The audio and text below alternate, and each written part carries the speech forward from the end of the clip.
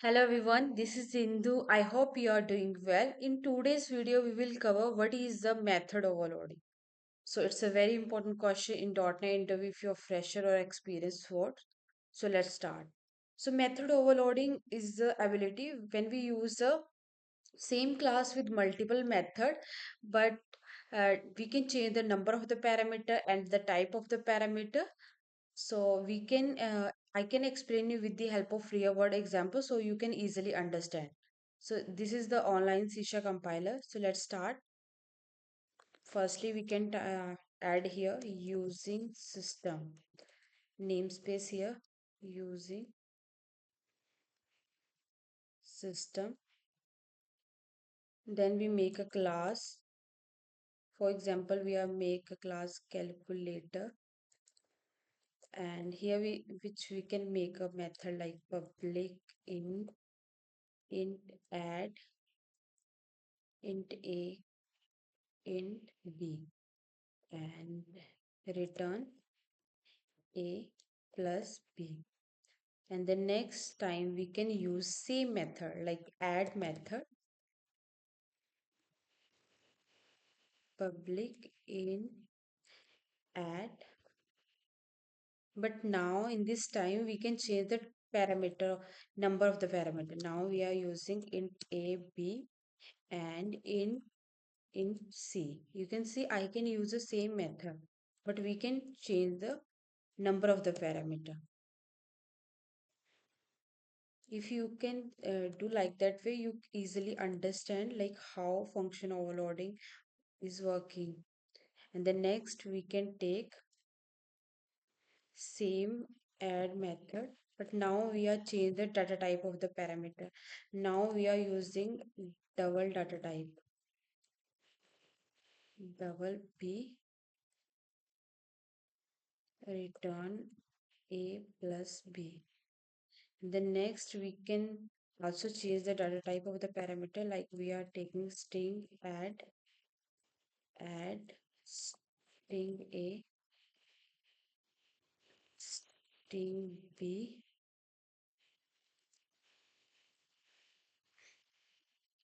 and here we also return a plus b, you can see. And next we can call this class here with the help of constructor. So class, we can make a class program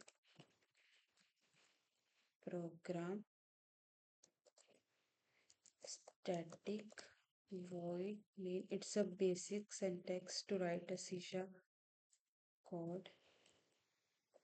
Here we can call this class calculator with the help of constructor calculator. We can save this value here in this reference object, and new is used to create a new object of the class. And here we can make a constructor. It automatically creates when we create the object of the class.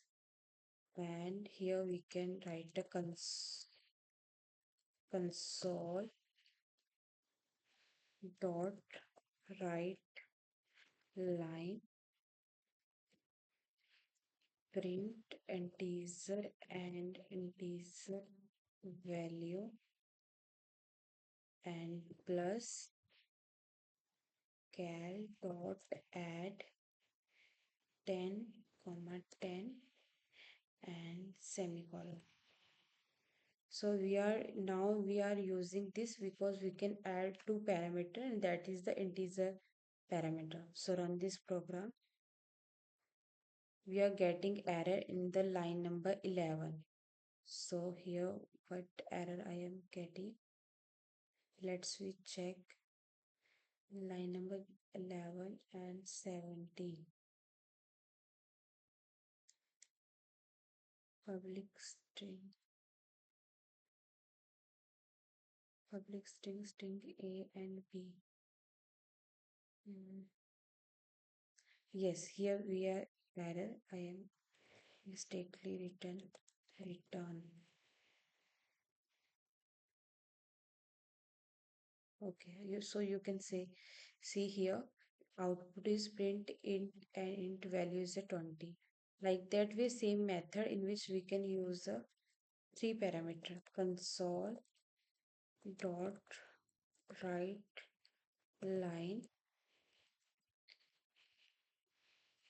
print in comma in and int value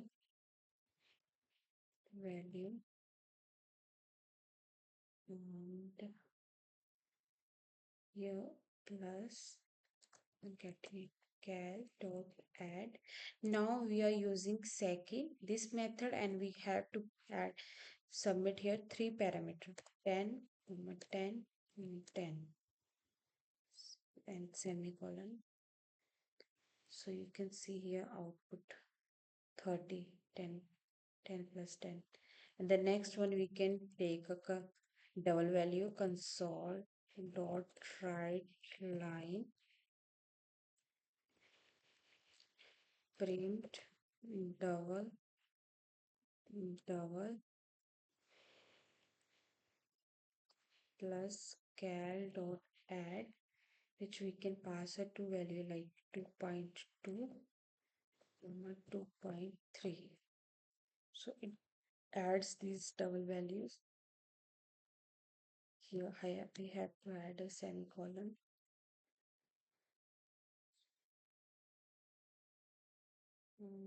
Say here we add a dot not square.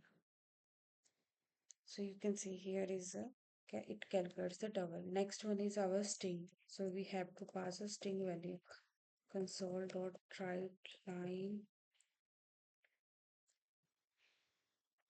print string and string value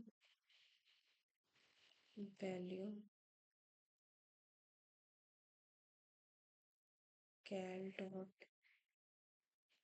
add hello comma hello comma world semicolon. You can see it calculate the to string value. So like that way we can easily achieve a function overloading. So function overloading you can see here we are using same method calculated to add it to integer value. Then we can change the number of the parameter. Then we can add a three parameter. Then we can use a double data type, and after that we are using a string data type. So like that way we can easily achieve a function overloading. So it's a very important question and it helps to like one method name for the later like same method we are using in a multiple ways, and it provides a flexibility and clean code, and it's a compile time polymorphism.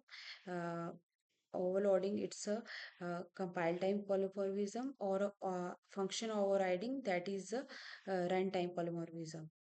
So I hope this video will be helpful for you. Thanks for watching. Bye bye.